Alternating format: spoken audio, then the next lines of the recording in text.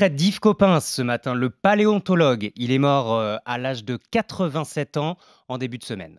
Oui, c'est la disparition d'un grand scientifique doublé d'un très grand conteur. C'est un pédagogue qui savait comme personne raconter la préhistoire et nous parler de nos origines. Il a occupé les fonctions les plus prestigieuses, professeur au Collège de France, membre de l'Académie des sciences, mais c'était aussi un homme qui doutait, qui s'est parfois trompé et qui a su le reconnaître. Yves Coppens était un Breton, né à Vannes, fils d'un physicien et d'une pianiste. Il a découvert la préhistoire enfant, en passant des heures et des heures sur les alignements de Carnac, qui était juste à côté de chez lui. Il entre au CNRS après des études à Rennes. Il est aussitôt envoyé sur le terrain. Il participe à des fouilles en Afrique et en Asie. Et en 1961, il découvre son premier hominidé, c'est-à-dire un grand singe, un ancêtre ou un lointain cousin de l'homme.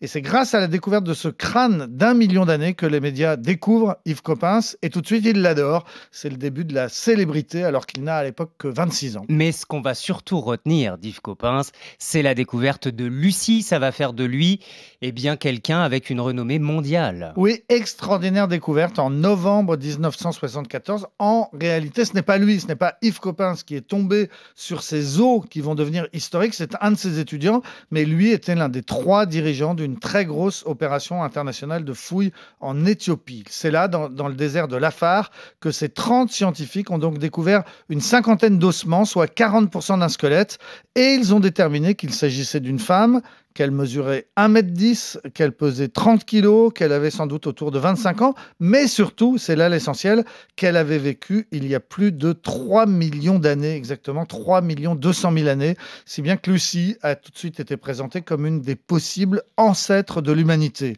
Les premiers hommes venant de l'Est de l'Afrique auraient ensuite peuplé toute la planète il y a environ 100 000 ans. C'est la théorie qui a été élaborée grâce à la découverte de Lucie, la fameuse théorie de l'origine africaine de l'humanité.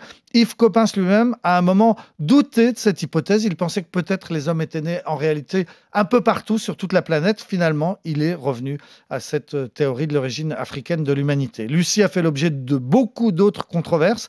Certains pensent qu'elle était peut-être en réalité plutôt un homme. On s'est aussi demandé si elle était morte en tombant d'un arbre ou bien si elle avait été victime d'une crue d'une rivière. Mais ce qui est sûr, et c'est ce qui est important, c'est qu'elle était bipède et qu'elle avait un tout petit cerveau. La preuve donc que l'on a d'abord marché debout avant de devenir intelligent et pas dans le sens inverse. Autrement dit, c'est parce qu'on s'est redressé que notre cerveau s'est développé et ça, personne ne l'expliquait aussi bien qu'Yves Coppens.